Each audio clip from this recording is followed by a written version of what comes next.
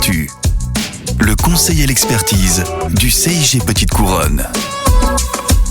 Bonjour à tous, on se retrouve aujourd'hui pour un nouvel épisode de Minute Statut Actu. Ce mois-ci sera entièrement consacré aux Jeux Olympiques et Paralympiques, qui ont eu lieu cet été en France et qui ont suscité jusqu'ici beaucoup d'actualités en matière de gestion des ressources humaines pendant cette période un peu spéciale. C'est parti! On commence par l'instruction du 18 mars 2024, relative aux recommandations pour la préparation et le bon déroulement des JO. Cette circulaire, si vous n'en avez pas eu connaissance jusqu'ici, vient détailler les critères de modulation de la rémunération pour récompenser les agents directement mobilisés. La définition des agents concernés par une majoration de rémunération devra reposer sur les critères suivants. La durée de mobilisation des agents, la limitation effective du nombre de jours de congé, l'accroissement temporaire significatif de l'activité, et enfin, la mobilisation effective sur les territoires d'organisation des Jeux. 3 paliers de modulation sont également retenus. 500 €, 1000 € et 1500 €.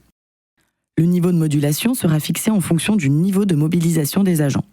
Et pour ce qui est du versement, il sera effectué à compter du mois d'octobre et au plus tard d'ici fin 2024. Poursuivons avec la circulaire du 15 mai 2024, relative à la prestation d'action sociale interministérielle Chèque emploi service universel, dit CESU, qui introduit une aide exceptionnelle en complément de la prestation déjà existante et régie par la circulaire du 2 juillet 2020. Notons d'ores et déjà que ces 2 prestations sont autonomes et cumulables. Cette mesure prévoit le versement de 200 € par enfant pour les parents d'enfants de moins de 6 ans et de 350 € pour les familles monoparentales. Cette circulaire s'applique aux agents mobilisés à l'occasion de la préparation et du déroulement des JO sans condition de ressources et uniquement sur la période du 6 juillet au 7 septembre 2024. Ce versement exceptionnel et temporaire est applicable aux agents de la fonction publique d'État. Il n'est donc pas applicable en la matière à la fonction publique territoriale.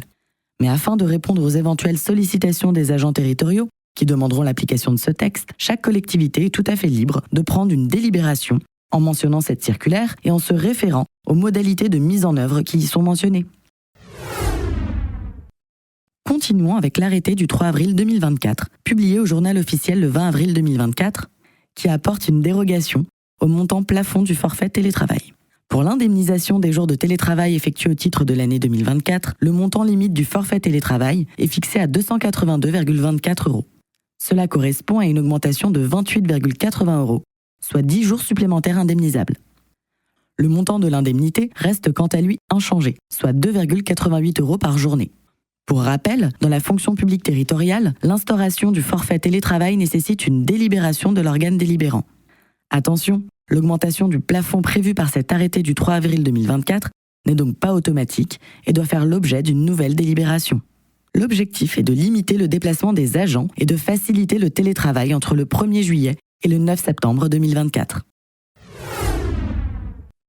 Et pour terminer, nous avons sélectionné 2 questions que vous nous avez posées via notre assistance SVP Statut, en lien avec les Jeux Olympiques, et ce, afin de vous apporter à tous une réponse qui pourra éventuellement vous servir. Premier thème, le CET, ou compte épargne-temps. Vous le savez sûrement, le plafond du CET a été augmenté de 60 à 70 jours. On nous a posé la question suivante. Qui est concerné par cette augmentation du plafond du CET ? Même si cette mesure a été pensée pour le cadre spécifique des Jeux Olympiques, tous les agents de la fonction publique territoriale sont concernés par le rehaussement du plafond du CET. C'est l'arrêté du 22 février 2024 qui prévoit des dispositions temporaires applicables uniquement sur l'année 2024 en matière de compte épargne-temps. Pour rappel, il s'agit de la même logique opérée au moment de la crise sanitaire.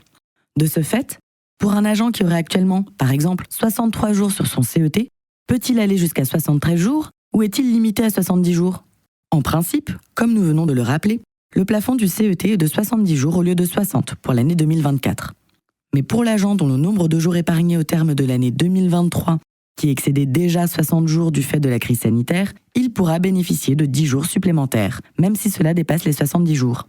Donc dans le cas d'espèce, l'agent pourra aller jusqu'à 73 jours épargnés. Ensuite, la deuxième question sélectionnée est relative au cumul d'activités durant la période des JO. Un agent de la fonction publique territoriale qui sera en congé annuel durant la période des JO souhaite savoir si elle a le droit d'exercer des missions d'accueil ou d'information sur l'événement des JO pendant ses congés.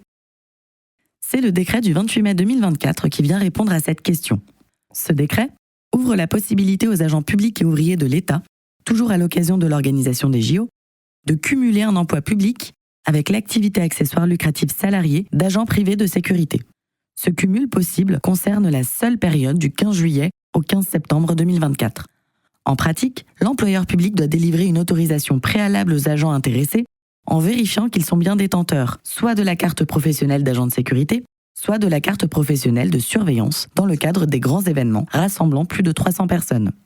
Également, l'autorité hiérarchique devra vérifier que l'activité ne porte pas atteinte au fonctionnement normal, à l'indépendance ou à la neutralité du service d'affectation de l'agent, et qu'elle ne le place pas en situation de prise illégale d'intérêt. En l'espèce, l'agent qui souhaite exercer des missions d'accueil ou d'information ne rentre pas dans le cadre d'application de ce décret, qui est strictement réservé à l'activité de gardiennage, de sécurité ou de surveillance. De plus, l'agent ne possède aucune des 2 cartes professionnelles mentionnées précédemment. L'agent ne pourra donc pas exercer cette activité. Voilà pour quelques-unes des dernières actualités relatives aux Jeux Olympiques et Paralympiques. Pour aller plus loin, n'hésitez pas à consulter les documents et liens utiles que vous trouverez sous ce podcast. Je vous donne rendez-vous à la rentrée pour un format hors série de Minutes Statut. Je vous souhaite un bel été sportif. À très bientôt.